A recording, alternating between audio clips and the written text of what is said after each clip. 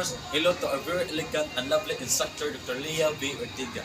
For today's video, we will going to introduce the 8 different topics for urban geography, starting with functional classification of towns down to the stakeholders in urban governance. So later on, we will going to delve into those 8 topics, but for now, allow me to introduce myself. I am Jan Literal, and alongside with me are my group mates in this presentation. Beginning with Mr. Ren Sagnaya, Mr. John Philip Flores, Alte Mesoles, Mr. James Johnson Arezzo, John Len Brones, Mr. Jetray Mitante, and last but not the least, Mr. Ryan Bowring.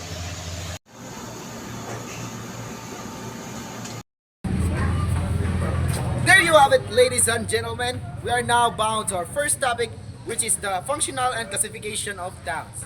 As we guys all know, towns are very categorized based on their primary economic or social roles, and here's the breakdown of common classification of towns, which is the first is the administrative towns. The administrative towns refers to the governance and public served such as courts and city halls. And the next, we have the commercial towns, which more on towns in trade, finance, and retail. And the best example for commercial towns is in the Cebu City, the central hub for Visayas trade and commerce. And the third town classification is the industrial town, which focusing more on manufacturing and production, like the factories, warehouse, and ports.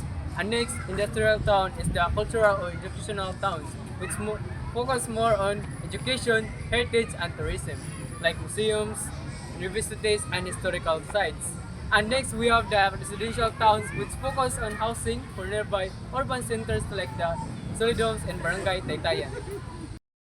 And also, we have the agricultural towns such as farming, fishing, or forestry, mostly found in rural areas. And last but not the least is the transport hubs, and which more focus on the transportation, like the new Bugo Terminal and the Pulambato Port.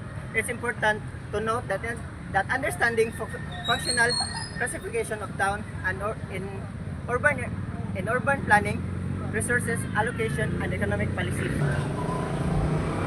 After learning what are the classification of towns, let us now move to the informal settlements, its causes, effects, challenges, and problems associated with informal settlements.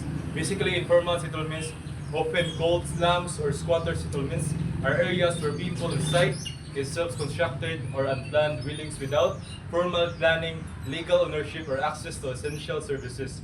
These settlements rapid urbanization, migration, and lack of affordable housing. The effects of informal settlements will be presented by Mr. Ryan Bowring.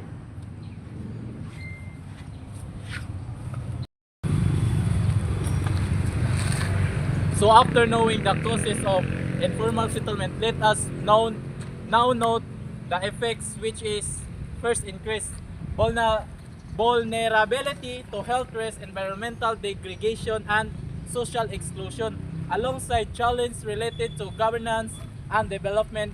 And to address informal settlements, Mr. Jetray Mitante will talk over to explain. So now we know what are the causes effects of settlements. Today I'm going to give you some solution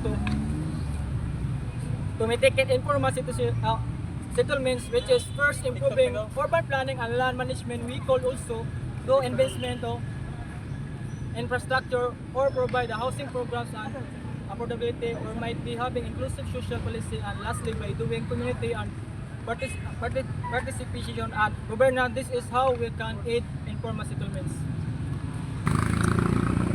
Since we're good at the urban settlement, let us now talk about the urban morphology and the urban design.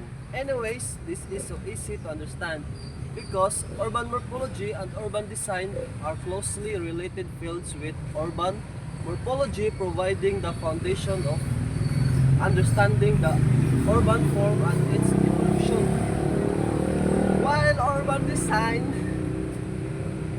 design utilize the knowledge to shape the improve the belt of environment, urban morphology studies the physical structure and layout of the cities including streets, buildings, and public spaces, analyzing their formation and transformation over time.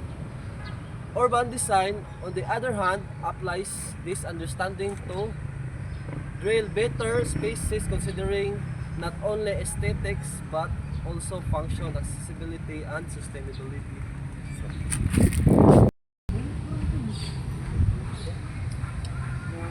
In Bugu City, like many places, the type of settlements is largely urban, characterized by a dense population, non-agricultural activities, and a wide range of specialized services.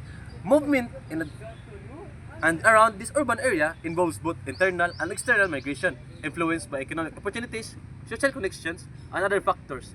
To know more about urban settlements has a different types, which is we have the urban, rural, suburban, compact, and last but not the least, the dispersed or isolated, and also we have the movement and settlements patterns like the migration, urban sprawl, settlements pattern, and urbanization.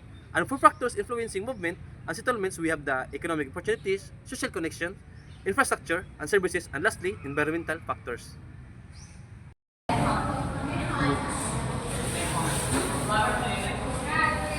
Anyways, after learning the movement and settlement in the city, let us now talk about the city and urban sprawl. Urban sprawl refers to the unplanned and controlled growth of cities and towns southward into surrounding areas characterized by low density, development, single-use zoning, and reliance on private vehicles. This exposure often leads to negative consequences like increased traffic congestion, environmental degradation, and a decline in community cohesion. But there is some alternative to urban sprawl such as smart growth, infill development, and transition development. Let us now go to our sixth topic, which is spatial pattern, which refers to the arrangement or configuration of objects, event, or data within a geographical space within described physical space, how these elements are distributed and how these elements are distributed and how they are related to each other geographically. Examples of spatial patterns include clustered, dispersed, linear, or grid-like arrangement. So since we're done with spatial patterns, let us now move on to cities and environmental issues. Wherein cities are numerous environmental challenges including air and water pollution, waste management issues, and the impacts of climate change. These problems are often led by the rapid urbanization, increasing population density, and growing consumption matters. Effective urban planning and sustainable practices are crucial for mitigating these issues and creating more livable and environmentally friendly cities to address environmental challenges in cities such as green infrastructure, renewable energy, public transportation, water conservation, and pollution control, and educational awareness. We are now going to talk right now the city politics and government, since we are good with cities and social environmental issues. City politics and government involves the processes, structures, and relationships that shape decision making and policy implementation within a society or city. This includes the interplay between elected officials, administrative bodies, and various stakeholder groups, including citizens and local businesses. It's a dynamic field influenced by factors like financial constraints, legal frameworks, demographic trends, and expectations of the community. And now we are about to our last topic, which is the stakeholders in urban governance. Well, in Bugu City, stakeholders in urban governance include the local government, officials, citizen, business, NGOs, and other communities. Based on organization, group having vested interest in the city development and well-being, making participation and social governance.